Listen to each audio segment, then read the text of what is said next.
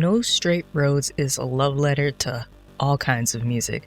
It may seem like the whole point of the game is to bring back rock and, all that, but as you fight to free Vinyl City, you start to see a little differently. The NSR rules Vinyl City and controls music, which is electrical power.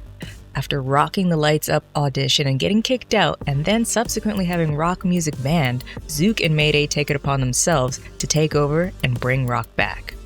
In NSR, or No Straight Roads, you get to play as two lovable, if not slightly annoying characters at times, Mayday and Zook. Zook is a fast-hitting, chilled-out drummer that has weaker hits than Mayday.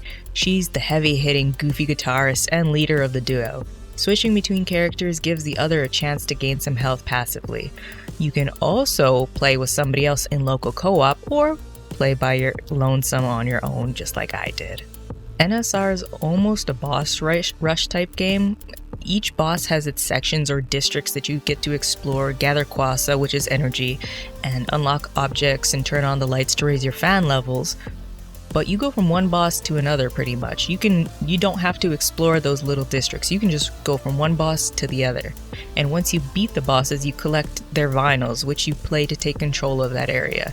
The best way I can describe this game, a rhythm-based hack and slash, because enemies attack on the beat, but you don't have to attack on the beat.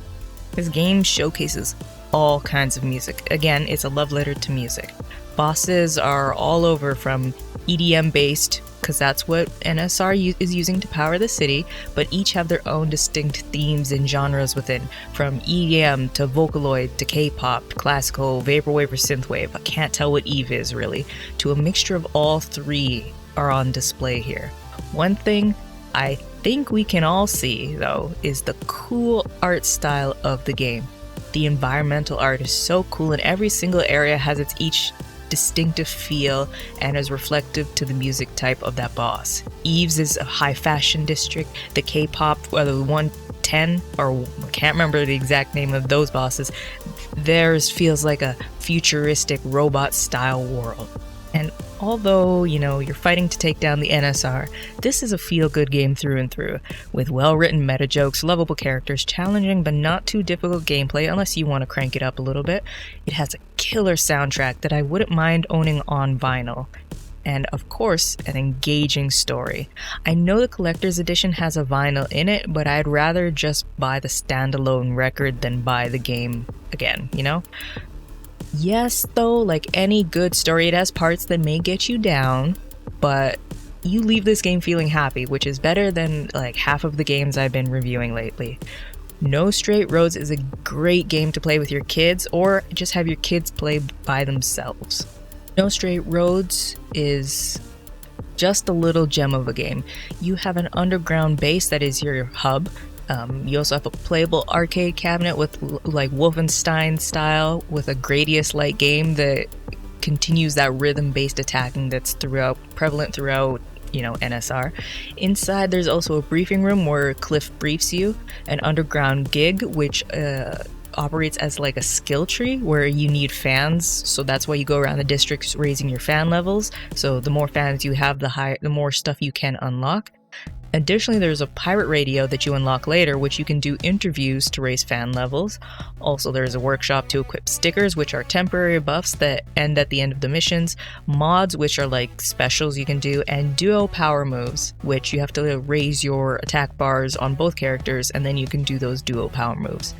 There's also an adorable little alligator you feed called Ellie the Alligator, and when you feed her a certain amount of times, it unlocks fast travel, but that's more towards the end of the game. There's also a ton of collectibles in NSR. Most of them you won't miss and you'll just get anyway. You get objects from the bosses you defeat that you get to put on your shelves, kind of like little mementos, like, oh, I fought this person. Also, you get memory objects that you can look into in the briefing room. I think you have to play the game more than once because you have to do the difficulties to unlock all those mementos, because I didn't get all the memory objects in one playthrough.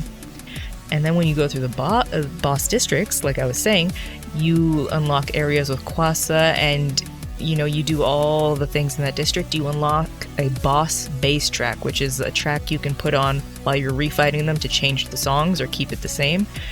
This game has just so much little intricacies woven into it. The reason I bring up all those little intricacies and the memories and all the collectibles is NSR has a ton of replayability. You can replay the boss battles to try and get higher ranks. You can unlock to play different other game type modes like hard mode, rush, all kinds of other game modes in the boss battles. You can also talk to Joey. He's an NPC who will give you new challenges before you go in and replay the bosses to make it even more challenging. It took me about 5 hours to get a full playthrough without replaying any of the bosses, for sure. I know I'm going to go back and see if I can raise some of those levels. The boss fights, which is nice, and I'm glad they did this because this is also why I mentioned this might be a good game to play with your kids or have your kids play by themselves. Boss fights don't reset from the beginning if you die, which is nice. It kind of like sets your max rank to a level of C, but you don't start from the beginning, even if you die multiple times. And some of the boss fights can take a while to do, so getting booted to the beginning every time would just be so frustrating and so unfair. Now, I talked about a lot of things I liked about the game, which, to be fair, there are a fair few. But with the good, there's also bad, so let's dive in. I think the biggest, most annoying thing about NSR is the AI teammate, which if you're playing as Mayday, is Zook, or, vice versa. The AI teammate is useless, like they have no point to be there.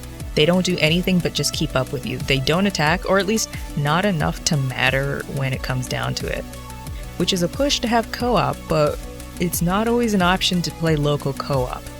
The voice acting is solid 95% of the time. It's that other 5% that really just catches you off guard and sticks out. You guys know usually I don't try to nag on voice acting because I know how hard voice acting is. Sometimes, mostly Mayday, can't figure out which accent to go with. And you guys will notice, if you've played this game or plan to play this, you will notice this almost immediately. She's not the only one, but since she is the main character, it is more noticeable than anybody else's voice acting. Also, sometimes the voice acting cuts off without me having to even interact. The voice acting will carry on its own without pushing a button, even though sometimes it does prompt you, but it will cut itself off most of the time in the pirate radio interviews. I know it's just like a computer programming timing error issue that can easily be fixed, but since all the text has text boxes, you can't even read the text boxes before it gets cut off and switches to something else. Like I said, you see it a lot in the pirate radio interviews. And unfortunately, the twist ending is almost oblivious right from the start of the game. Literally within the first 30 minutes, you can tell that what the ending is going to be. And I wish I was joking about that, but as soon as you meet Cliff and get access to the briefing room, the twist is right in your face, and you're like, oh, I know how this is going to end. Okay. Doesn't take away from their journey, though. How many games have we played on this channel alone, in retrospective, or you guys have played in your life, where the story is whatever, but it's the journey to get there that is the most important part. Looking at you, Last Story. Maybe it's because this game is short that you kind of know what's coming. Because, there's only so much you can fit into 5 hours, or probably smaller than that if you're really good at boss fights, which I wasn't. But if you've ever played a video game, watched a movie or a TV show, you know exactly what's going to happen. Now, here is my biggest gripe about No Straight Roads, which kind of knocked down the score for me just a little bit. More than just a little bit. There's a matter of console exclusives. Now, usually I don't mind console exclusives. Most console exclusives aren't gameplay affecting things. Most are skins, themes, special weapons that you can eventually unlock, timed exclusive, things like that. You guys know. But the Nintendo Switch version of this game has a 3-person co-op mode, with the third person playing as Ellie the alligator, which assists by getting pickups. Ellie, the third person, can also do the transformations that are in the game and call in bonuses. I don't agree with gameplay affecting things like that being a console exclusive, and that's what knocked down my score for this game. Yes, it's something so small, but why? Why put it in just the Nintendo Switch version? It seemed, I don't know. I'm not here to rant on something like that. Additionally, the only way to get the PC version of the game is the Epic Store, which you guys know I have gripes about the Epic Store, but that also means there's no PC Collector's Edition. And I know they can't make everything for every system, but especially a Collector's Edition where they're advertising that you get the vinyl, and that's the only way to get the vinyl because they're not selling the vinyl by itself, which I know 90% of the world doesn't care about the vinyl, but for like the other 10% of us that want the vinyl, why would I buy a PS4 edition just to buy the vinyl? It made me scratch my head and kind of, I don't know, maybe in the future it'll change, I don't know. They could do like a Mortal Shells kind of thing where Mortal Shells just has a code inside the box. I just don't understand the logic behind this one. But overall, I had a great time playing No Straight Roads, aside from the business practices I don't agree with. It's a short title that pulls you in and keeps you hooked until the very end, honestly. Even though you know what's going to happen, it still keeps you hooked. Small faults and predictable story aside, and business practices and console exclusive gameplay affecting things aside, I truly had fun with this game. It's a love letter to all music, and it's available on all the consoles right now and PC. So if you want, pick this little indie gem up and stick it to the NSR.